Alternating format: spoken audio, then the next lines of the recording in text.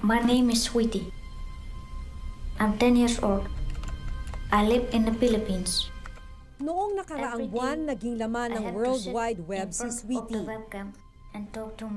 Isa siyang 10 taong gulang na batang babae na napasok sa iligal na kalakaran ng cybersex.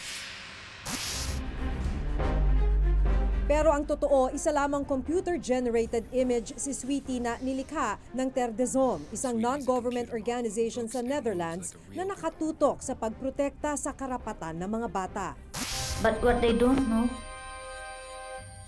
I'm not real. These crimes are extremely difficult to prove. Sa loob ng 2 buwan, natunton ng Terre des Hommes ang lokasyon ng halos 1,000 pedopilya na nag-alok na bayaran si Sweetie kapalit ng cybersex. They undress. Isa sa mga nag-alok kay Sweetie galing mismo sa Pilipinas. Webcam child sex tourism can be stopped. Ayon sa NGO, ipinagbigay alam nila sa Interpol o International Criminal Police Organization ang impormasyon tungkol sa mga pedopilya. We handed over all the information from the predators that we managed to identify to Interpol on the 4th of November. And I know that there are many countries who are contacting Interpol at this moment or have been contacting Interpol over the last couple of weeks to obtain more information about those particular individuals. Dahil sa ginawa ng NGO, mas napabilis ang paghahanap sa mga pedopilyang nambibiktima ng mga menor de edad sa internet. In just 2 months, we identified the first 1,000 predators. Pero ang isang pedophile na natukoy mula sa Pilipinas hindi pa rin nahahanap. Hanggang sa ngayon kasi, hindi pa nakikipag-ugnayan ng Interagency Council Against Trafficking o IACAT sa Interpol tungkol sa kasong ito. Men think she's sitting in front of a webcam in the Philippines, but actually... Well, under the child pornography law, you're in possession of an animated pornographic picture of a child. That's even already a crime. All the more if you converse with an animation, pero hindi na, although animation lang siya, under child pornography law, pwede siya. Sa tingin ko, marami kasing loophole yung batas natin eh. Hindi mo siya mapoprosecute under our laws here eh. Unless there is a complainant na po pwede. Pero yung Sweetie kasi, how would you now complain that there is a person who was damaged or became a victim of this sexual perversion? Kung pahirapan ang paghahanap at pagpaparusa sa mga tinatawag na online pedophile, hindi rin may kakaila na kahit may mga aktwal na biktima, hindi rin ganoon kadaling makahuli ang mga otoridad ng mga online sexual predator.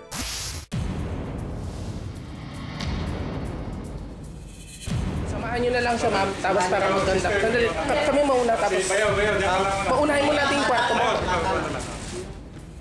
Marso ngayong taon ang salakay ng mga tauhan ng Cybercrime Division ng NBI ang isang cybersex den sa Cotabato City.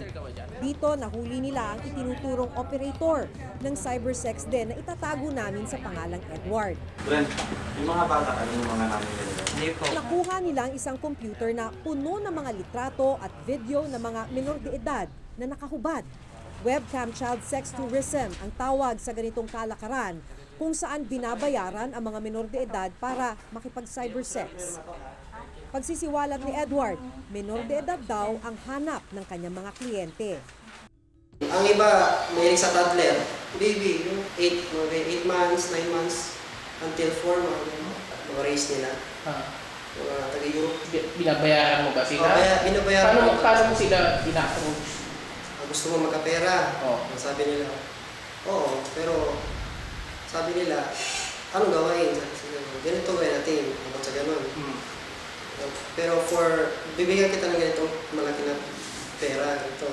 From mataas is 500. Sinampahan ng operator ng cybersex den na si Edward ang patong-patong na kaso na paglabag sa Anti-Trafficking in Persons Act, Anti-Photo and Video Voyeurism Act at Anti-Child Pornography Act. Pero ang nakababahala, wala na sa kustodiya ng NBI ang operator matapos nitong magbayad ng piyansa. Yung ating mga batas ngayon ay matagal ng panahon yan nung nilikha yan eh. When it comes to yung sexual exploitation, not only of the child but also women in the Philippines o kung sino man mga tao sa Pilipinas, that should have been non-bailable.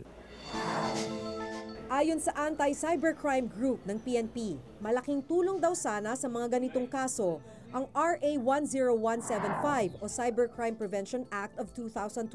Pero dahil na rin sa kontrobersyal na libel clause nito, naglabas ng temporary restraining order ang Korte Suprema para pigilan pansamantala ang pagpapatupad nito. Nakasaad sa cybercrime law na maaaring magbigay ng impormasyon ang mga internet service providers sa mga otoridad tungkol sa mga hinihinalang sangkot sa cybersex operation. Ang pinakamahirap kasi dyan kung minsan if we requested any available data from the internet service providers, matagal bago kami makakuha ng reply. Kung minsan wala pa. Kahit anong involvement natin sa cybercrime is pagdating kasi kailangan namin ng ebidensya para malocate yung isang IP address. Kung wala kami makuha sa mga service providers, internet service providers, puto lang pag-iimbestiga namin. Pero ayon sa People's Recovery, Empowerment and Development Assistance Foundation o PREDA, hindi raw ito dahilan upang hindi na mahuli at maparusahan ang mga sangkot sa ganitong uri ng kalakaran. Kabilang na ang mga pedopilyang nakabase sa ibang bansa na naging kliyente ng mga operator, gaya ni Edward. It's possible that there are extradition treaties. The thing is that the evidence gathered by the police has to be very carefully protected and it must be very adequate. Bebenta po ng mga basos na larawan ng mga para sa In the real world, mas madaling habulin mo yung operator situated in the Philippines. Doon sa mga sexual predators from other countries, because of jurisdictional issue and because of the number of cases happening around the world, preying, for example, dito sa Philippines, are so many. Kung titingnan mo, hindi maisa-isa. Hindi na realistic because of lack of manpower and the length of time in identifying them, prosecuting. Yung whole process medyo mas matagal. Kung sinasabi ng mga otoridad na matagal bago mahanap at mahirap parusahan ang mga nambibiktima sa internet, bakit ang mga pang-aabuso sa mga menor de edad na hindi online ay hirap pa ring malutas? Taong 2009 na mangyari ang pananamantala kay Liana, hindi niya tunay na pangalan at nooy 7 taong gulang pa lamang. 2 Australiano ang di umano'y nang abuso sa kanya. Pero pagkatapos ng 4 na taon, hindi pa rin umuusad ang kasong isinampa nila. Kaya dismayado ang ama ni Liana na si Erwin, hindi niya tunay na pangalan. So nung 2009 po, nung mangyari ito, talagang kinasuhan niyo agad? Opo. 2009? 2009 September po yun. September? Nung naisampa na sa piskal, naibaba nga po ang resolution after 9 months. So inaasahan po namin magdadire-diretso na. Kaso sa hindi inaasahan, hindi ko po maintindihan bakit ganito kabagal talagang pag-usad ng kaso. So wala pa pong trial? Wala pa pong trial. Hanggang ngayon? Wala pa pong trial na nangyayari. Pre-trial on stage na pero maraming resetting, maraming motion na sinisingit. Ibig niyo sabihin, pati pre-trial wala pa? Wala pa po. Dahil maaari nang magpiyansa, nakalaya ang 2 akusadong sangkot sa pang-aabuso kay Liana. Ang masaklap, maaaring nakaalis na raw sa bansa ang isa sa mga akusado na si Peter Nims. Minsan po, nahihirapan na rin siya na, Papa, pupunta na naman tayo dyan. Ano ba, kakausapin ba ako? Yung ganun. Sabi ko, kailangan anak, itong matagal ko nang pinaghirapan to.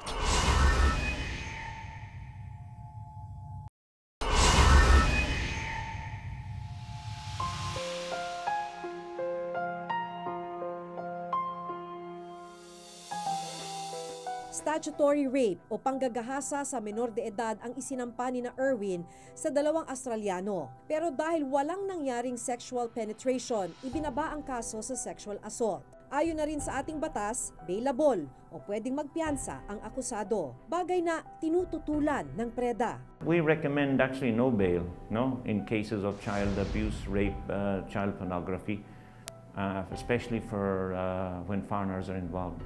Once they get bail, they're gone at the airport. Dahil maaari nang magpiyansa, nakalaya ang 2 akusadong sangkot sa pang-aabuso kay Liana. Ang masaklap, maaaring nakaalis na raw sa bansa ang isa sa mga akusado na si Peter Nims. Minsan ba inisip ninyong makipag-settle na lang. Minsan po, dumating din sa isip ko yun dahil may mga kaibigan, kapatid, kamag-anak. Tapusin ko na raw at ako na lang din daw ang nahihirapan. Ipagpasa Diyos ko na lang. Kaya lang, hindi po kami nagkasundo sa gusto nilang mangyari. Dahil parang masyadong maliit yung tingin nila sa amin. Talaga pong napakahirap sa kalooban ko, wala na akong magawa. Pero sige pa rin, kailangan kong ituloy ito. Enero nitong taon, gumawa ng liham si Erwin sa Korte Suprema sa pagbabakasakaling matulungan silang mapabilis ang takbo ng kanilang kaso, pero wala pa ring tugon ang Korte Suprema. Nitong Biyernes, nagtungo sa Korte Suprema si Erwin para i-follow up ang kanyang sulat. Pero naka-leave daw ang nakatoka rito. Tumawag at pumunta na lang daw siya ulit sa susunod na Lunes. Humingi na rin ng tulong si Erwin sa DOJ kung paano mahahabol ang Australianong hinala nila ay nakaalis na ng bansa. Dahil 2009 pa isinampa ang kaso, pinayuhan si Erwin na kumuha ng mga updated na dokumento. Parang gusto nila bago, updated. Kaya panibagong hirap ko na naman to. Ang DOJ ang ahensyang makikipag-usap sa Interpol at sa gobyerno ng ibang bansa para mahanap ang nakatakas na akusado. So in the event na the duration of that process, nakatakas na siya or umalis na siya sa bansa, then that's when we coordinate with the Interpol and give the Interpol copy of the warrant of arrest. Kung sakaling babalik siya sa country, dapat natimbrehan din ang Bureau of Immigration to inform the law enforcement na this, or sila mismo, they should hold him already at the port of entry pa lang because this guy has a warrant of arrest. Sinulatan na rin mismo namin ang Bureau of Immigration upang malaman kung nakaalis na ng bansa ang akusado. Kumpirmadong nakaalis na ng bansa si Peter Nims. Ang isa namang inakusahang nanamantala kay Liana na si George Wood.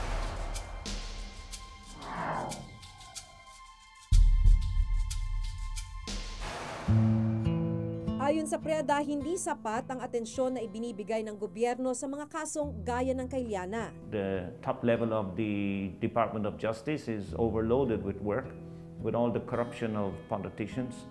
So this is the burden now facing the Philippine government, that they cannot focus leadership, no? And this is the great weakness, is leadership in action. Sa katunayan, upang malutas ang isang kaso ng pedophilia, sila na mismo ang nagtungo sa bansang Germany at doon nagsampa ng kaso.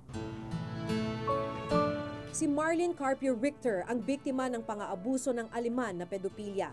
Isa na ngayong social worker sa PREDA si Marlene na tumutulong din sa mga biktima ng pang-aabuso. Na-rescue kasi ako 1995, 96 pumunta kami ng Germany November, December. Parang December yun kasi malamig yun eh. December. Sa Germany kasi mabilis yung proseso. Almost 1 week lang yata yun. Nakuha na namin agad yung sentence. Ganun kabilis. Unlike sa Philippines na 10 years or 8 years. Ganun. Ayon sa datos ng NBI Cybercrime Division, 53 na ang naitalang cybersex cases sa bansa ngayong 2013. 18 naman ang naitala ng PNP Cybercrime Group. Sa datos naman ng IACAT, 2 lang ang kanilang naitalang convictions ng mga taong sangkot sa cybersex. So ngayon, at the advent, marami tayong ongoing mga crimes, especially mga cybercrimes na yan, kailangan siguro dynamic din yung ating batas. Kailangan ay tumutugon din siya sa mga bagong panahon natin na nagiging problema. Taon daw ang binibilang para tuluyang matanggap ng mga biktima ang pananamantala sa kanila. Pero sa mga kasong katulad kay Liana, wala pang katiyakan kung kailan siya makakawala sa masaklap na karanasan.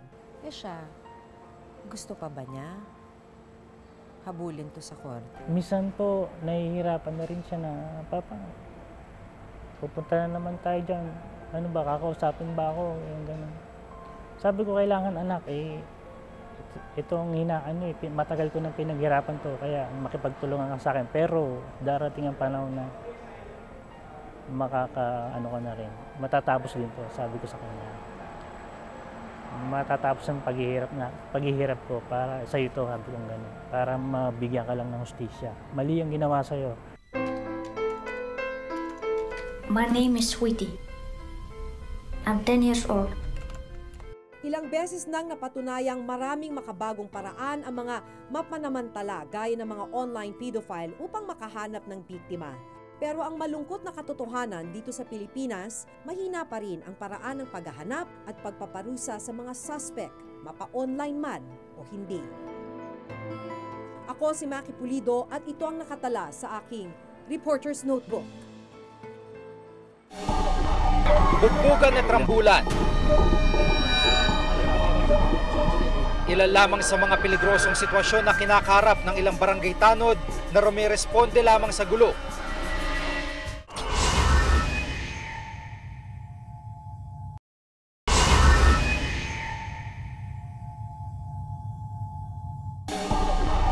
Bugbugan at rambulan. Ilan lamang sa mga peligrosong sitwasyon na kinakaharap ng ilang barangay tanod na rumiresponde lamang sa gulo. Sa videong ito na nakunan gamit ang cellphone, kuwang-kuwa kung paano binugbog ang isang barangay tanod na sinubukan lang pigilan ang rambulan ng dalawang grupo. Mabuti na lamang at hindi napuruan ng tanod at nakaligtas.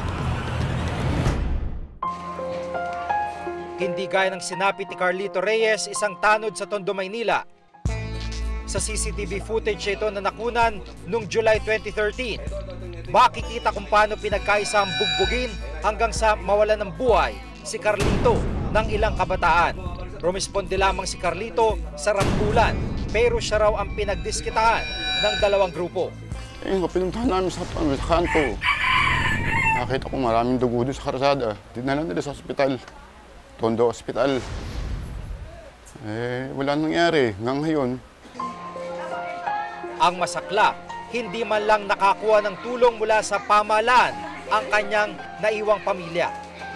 Hanggang ngayon wala pa po kahit wala pa po nangyayari sa mga benefits. Yung pagka-barangay tanod hanggang ngayon wala pa.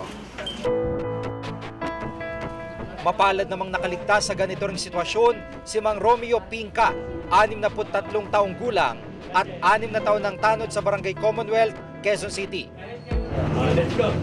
Taong 2010 daw noon na magkaroon ng gulo sa isa nilang responde.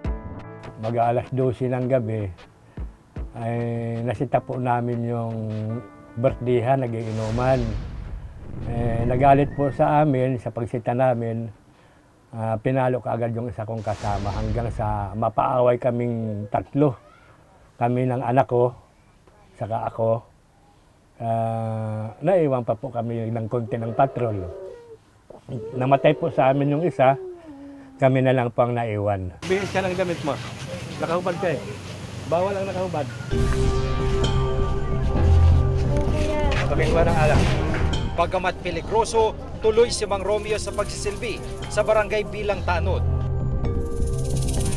Mula alas 6 ng gabi hanggang sa umaga naman, nag-iikot siya kasamang iba pang tanod upang magmatsyag at siguruhing payapa ang kanilang barangay. Sa kabila ng maghapong trabaho, tila kakarampot naman ang sahod na kanyang natatanggap. 5,250 pesos ang sahod niya sa loob ng isang buwan.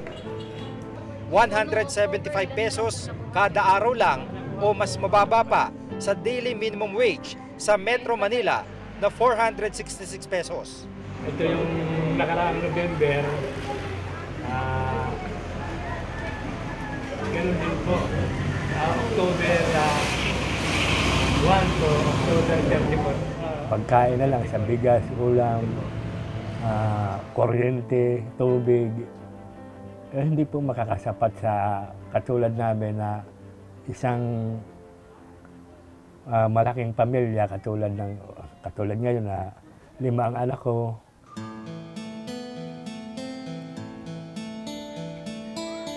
Kay Mang Romeo umaasa ang kanyang 5 anak ngayon. Wala pa kasi silang nahanap na trabaho. Responsibilidad din niya ngayon ang pag-aalaga sa 7 taong gulang na pong si Angel.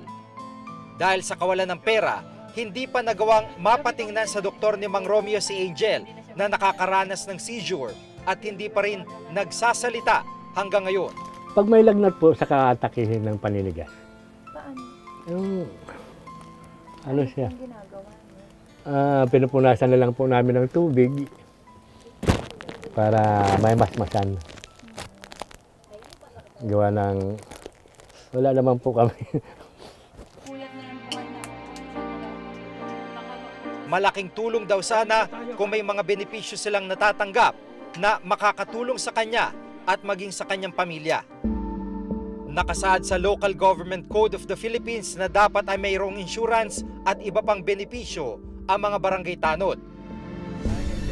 Pero sa kaso ni Mang Romeo at kanyang grupo, hindi raw ito natutupad. Sa tingin namin ay dapat bahagi sila ng mga manggagawa na dapat na ma-regular. Kung honorarium, you are doing a lot of work for this small sum.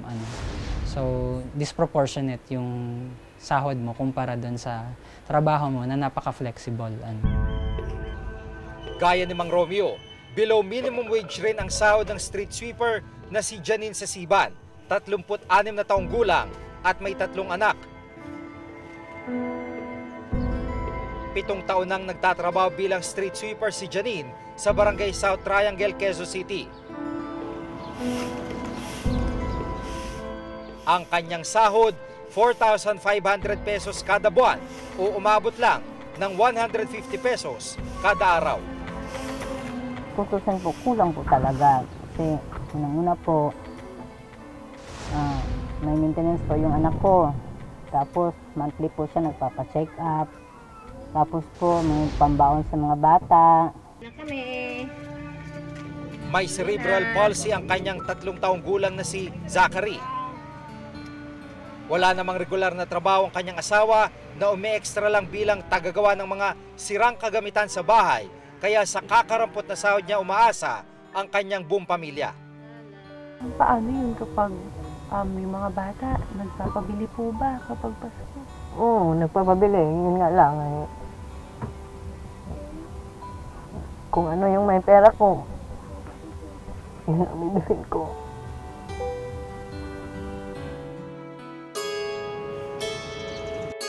Ayon sa International Labor Organization, nakabatay sa local government unit kung magkano at paanong sistema ng pasahod sa mga barangay tanod at barangay street sweeper. Kaya tinatanggap na lamang nila binibigay na pasahod, gaano man ito kaliit. Yung LGU pumapasok sa isang contract with an individual or a group to provide specific services. So depende yun sa kung anong napagkasunduan ng kontrata. So hindi siya covered ng employee-employee relationship. Again, if you speak about the law, it requires daily minimum wage. But again, kasi it's a contract, it depends on the output that they will deliver. Wala kaming budget sa department na talagang masabi natin na ibibigay directly sa barangays to support this kind of necessities. Wala po, wala akong maalalang budget sa department na pwede ibigay dyan.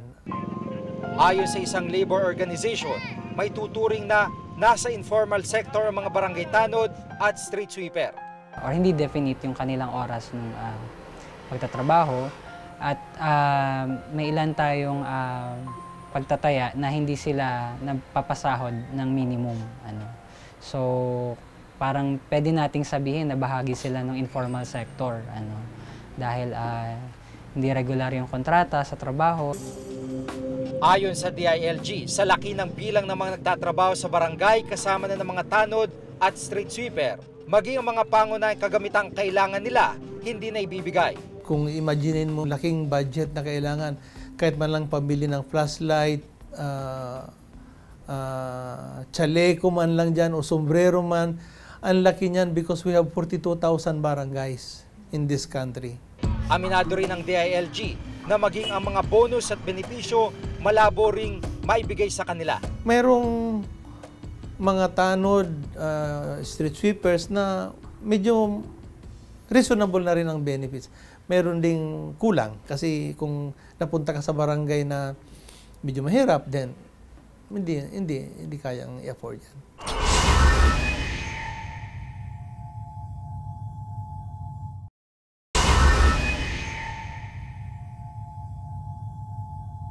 Page 1, 107. Sa kabila ng ganitong kalagayan ng ilang government worker, gaya na lamang nina Romeo at Janine, kamakailan sunod-sunod ang mga government-owned and controlled corporation na pinuna ng Commission on Audit. Ayon sa COA, sobra-sobra mga allowance, bonus at incentive na natanggap ng mga ilang opisyal at empleyado ng mga GOCCs na ito. Isa sa mga ehensyang pinuna ang Social Security System na nagpalabas ng mahigit 200 milyong piso para sa kanilang incentive performance-based rating para sa ilang mga empleyado at opisyal nito. Ayon pa sa COA, hindi makatwiran bigyan ng bonus sa mga opisyal dahil hindi naman natupad ang SSS ang mandato nito na magbigay ng mabilis at maayos na social protection service sa mga miyembro nito. Pinadalhin din namin ng sulat at pinuntahan ng opisina ng SSS upang malaman ang reaksyon nila sa inilabas ng COA. Pero hindi sila nagbigay ng pahayag. Sa patuloy naming pagsisiyasat bukod sa SSS, natuklasan namin na pinuna rin ng COA ang PhilHealth dahil sa mga malalaking bonus at allowance. Ayon sa COA Annual Audit Report noong taong 2012, nagpalabas ang PhilHealth na may halagang 1.44 billion pesos para sa mga bonus, allowance at incentive na sinasabing wala namang legal na basehan. Ayon sa COA Annual Report, hindi raw isinumite sa Office of the President ang listahan ng mga bonuses at allowance. Labag daw ito sa Presidential Decree 1597. Ayon pa sa COA, nag-issue na rin sila ng Notice of Disallowance para sa mga nasabing bonus, pero itinuloy pa rin ng PhilHealth ang pagbibigay nito sa mga empleyado at opisyal. Kabilang sa mga natanggap ng mga empleyado at opisyal noong 2012 na pinunan ng COA ang Productivity Incentive, Anniversary Bonus, Christmas Package, Birthday Gift, Special Events Gift, Recognition Gift, at Alleviation Gift. Ito ay binibigay na sa mga tao, I think for the past at least 6 years. Tingin nila hindi raw legal yon, no? So it's a difference of interpretation ng ating batas. Kaya nga ito, for the past so many years, kinokontest namin yan sa COA hanggang umabot ito sana sa Korte Suprema. Noong nakaraang Oktubre, nagkaroon ng congressional inquiry tungkol sa mga tinatawag na excessive bonus ng mga opisyal ng ilang GOCC. Dito natuklasan na 20 GOCC ang inaprubahan ng Governance Commission for GOCC na magbigay ng performance-based incentives o bonus noong taong 2012. Pero lumabas din na may nilabag sa batas ang mga GOCC. Nakasad sa Section 25 o Full Disclosure Clause ng RA 10149 o GOCC Governance Act of 2011 na dapat i-post sa isang website ng mga GOCC ang mga complete compensation package ng lahat ng board member at officer nito. Nalaman namin na hindi rin pala siya nakalagay sa lahat ng binigyan nila ng bonus. At ang sagot ng GCG, hindi namin ni-require. The fact that they didn't even attempt to explain to the paying public, because it's the people who paid for this compensation, they didn't even attempt to explain to the public the amount of compensation they're receiving, including mga travel allowances, shows that they're not good performers and they don't deserve to, the board members don't deserve a performance bonus. Noong 2012, under Executive Order 80, hindi po kasama yung Section 25 po na binanggit nyo. So although required na po siya ng commission last year, hindi lang po siya kinonect bilang isang mekanismo para sa para sa PBB, no? Pero noong April pa lang nung taon na to, may mga ilang GOCC nga po na mga sumunod na nasa website po nila yung mga iba, hindi lang kompleto pero meron ng partial compliance. Ayon mismo sa COA, hindi rin makatwiran at hindi sang-ayon sa batas ang pagbibigay ng bonus, incentive at allowance sa ilang opisyal ng GOCC. Ang malungkot, ang ilan naman sa mga empleyado ng gobyerno tila hindi naman napapansin at kakarapot lang ang nakukuhang sahod at benepisyo. Ako si Jigo Manicad at ito ang nakatala sa aking Reporter's Notebook.